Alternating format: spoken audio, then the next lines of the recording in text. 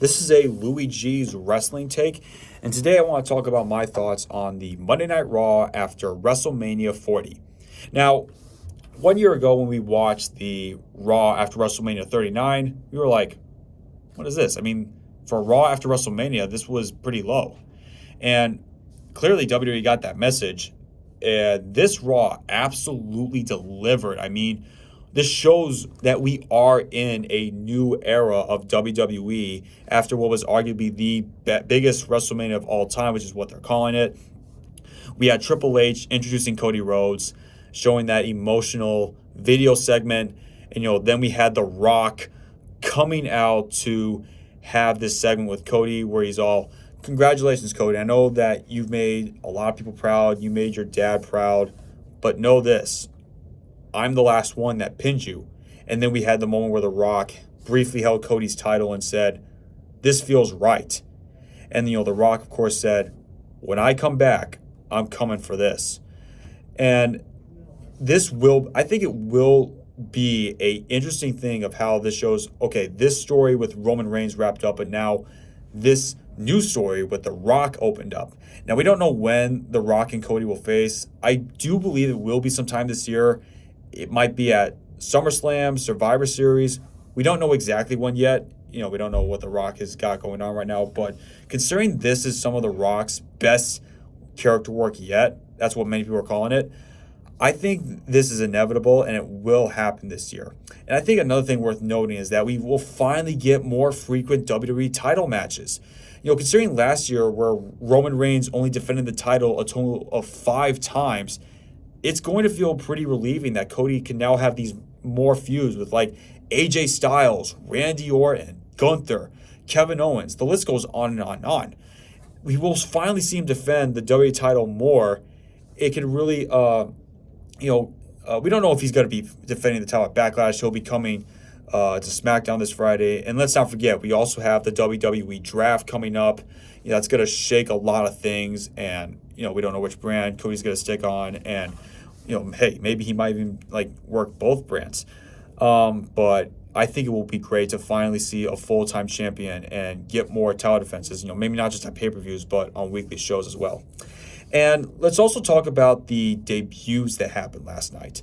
Last year, we had no debuts. There were people thinking that we were going to have a Braun Breaker debut, and at the very least, some surprise returns. And we got nothing except Matt Riddle coming back. I think that the debuts of Ilya Dragunov and Roxanne Perez were great. Both had amazing matches at NXT Stand Deliver last Saturday. Dragunov, the current NXT champion, having a great match with former champion Shinsuke Nakamura, really showcasing his in-ring ability. I think the crowd really got behind him, and he can be a top-tier talent when he comes onto the main roster. We don't know when that's going to be. We don't know, there are some people even suspecting that he could possibly, they might have him go after Adam Cole's 396-day record reign as the NXT champion, but who knows? I mean, we don't know when he might lose it. I still think he's got a lot of things to do with the NXT title. He had a great match with Tony D'Angelo, but I think Dragunov's got a bright future ahead. And the same thing with Roxanne Perez. Great match again, good match against Indy Hartwell. And, I still feel like she's got a lot left to do in NXT. She just regained the NXT Women's title, and she's about to go into a program with Natalya. We're about to see that go on with NXT. But I think she can also be a real talent. She has a lot of heat on her right now, and it'll be interesting to see how NXT continues to build her up over the coming months. Now, let's also not forget the Judgment Day. Even though they lost the tag team titles, Damian Priest has won the World Heavyweight Championship after cashing in on Drew McIntyre after Drew beat Seth Rollins. And, now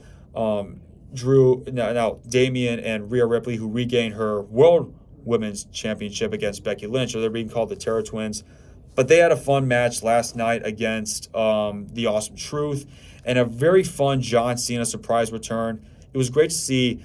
Fun to see John Cena, R-Truth, and The Miz all hit 5-knuckle shuffles and then hit their own attitude adjustments. It's a nice call considering Truth had been referencing that a lot the past few weeks. And it will be fun to see Truth and The Miz be Raw Tag Team Champions. It's good to see them finally breaking up the Raw titles, the SmackDown, just the tag team titles. It's great to see them finally split, and we'll finally get to see more of that. And let's also not forget Sami Zayn winning the Intercontinental Championship. Great moment at WrestleMania on Saturday, and a good moment on Raw where he teamed up with Chad Gable and fought Ludwig Kaiser and Giovanni Vinci. It was nice to see Sami let Chad have the pinfall win, and then, of course, Sami saying, I know what you want, man. The least I can do for you is give you another Intercontinental title match next week in my hometown of Montreal. Now, I think this could potentially lead to a Chad Gable heel turn. Because, let's say that Sami beats Chad, but then Chad ultimately turns heel and attacks Sami. And we could potentially see, Chad getting more desperate. We could see, a rematch go on at, let's say, Backlash. We could possibly see Chad Gable going for the new King of the Ring tournament that's happening later this year. And I think, considering that Chad's been losing a lot, him turning heel is where I imagine this going towards. Now, let's also not forget I also do want to talk about the Raw debut of Jade Cargill. She's again showing that she could be a dominant force in the WWE, and we don't know where she might end up. I know she showed up on SmackDown, but again, the draft's coming up. I think that'll be very interesting to see where all these big superstars end up, where they place. One thing's for certain, Jade Cargill will win the WWE Women's Championship one day. Maybe that might even be this year. I mean, I think I can imagine her going on a dominant run, and I would like to see her have a match with Bianca Belair, considering that they both present themselves as strong female forces. I think that match definitely will be a money draw. Will be a money draw. And then, of course, let's talk about the main event, which was a number one contenders match for the World Heavyweight Championship. Drew McIntyre, Ricochet, Bronson Reed, and main event Jey Uso. Good match.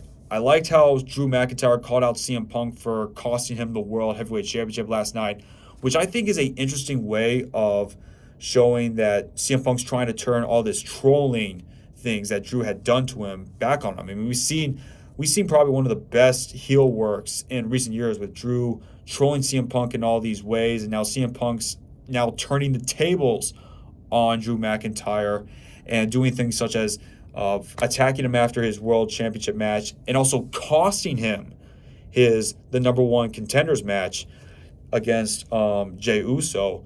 And I think it's doing a lot more to add heat on for eventually when Punk comes back, he and Drew McIntyre can start feuding. I think that will be a very fun feud. And I think this is not to take away from Jey Uso's win, and now he finally gets a World Heavyweight Championship match. I think that will be a very interesting thing to see. We're most likely going to get that match against Damian Priest at Backlash. I can't see Jey Uso winning right now, but I think it will be a very fun and exciting match. I would like to see Drew hold on to the World Heavyweight Championship for a little while, considering he's the first Puerto Rican WWE World Champion since Pedro Morales. That is a huge deal. And this could also potentially lead to tensions forming around in the Judgment Day. We could see Finn Balor potentially betraying Damian, or maybe Damian betraying Finn Balor, and it could lead to a feud between them. It could potentially help Finn regain his chance of winning a world championship, since his Universal title reign only ended one day after winning it because of injury. But I think ultimately this Raw after WrestleMania truly shows that we are in a new era of WWE. It's great to see all this happen, and it's be interesting to see where this leads in the following weeks, especially when we got new things coming up, such as the WWE draft, the King of the Ring, the Queen of the Ring, as well. It will be interesting to see where all this leads.